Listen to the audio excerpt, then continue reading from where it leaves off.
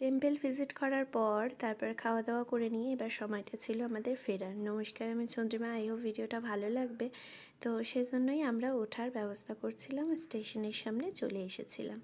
Back করারও একটা সময় থাকে, 2-3 ঘন্টা হাতে সময় থাকলে এনাফ টাইম ঘোরা যায়। তো এই যে রোপওয়েগুলো সব চলে এসেছে, আমরা আস্তে আস্তে করে উঠে গেছিলাম 5 জন।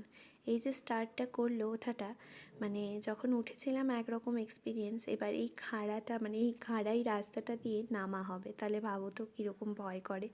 তো ওই জন্য আমি রোপওয়ের মধ্যেই, কেবল কারের মধ্যেই আইসক্রিম খাবো বলে আইসক্রিম নিয়ে নিয়েছিলাম।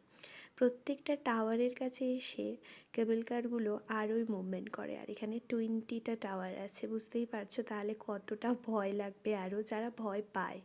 যদিও আমি এটা ফার্স্ট টাইম কেবল কারে উঠলাম না, তাও আমার ভয় লাগে, কারণ আমি হাইটে ভীষণ ভয় পাই।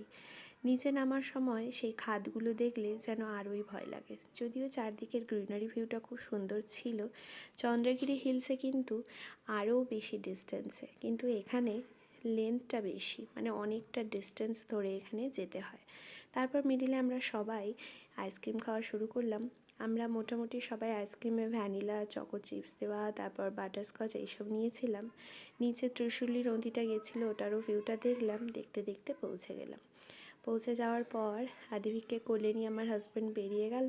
তারপর আমাদের গাড়ি যেখানে ছিল সেই গাড়ির কাছে আমরা এগিয়ে গেলাম গাড়িতে ওঠার জন্য।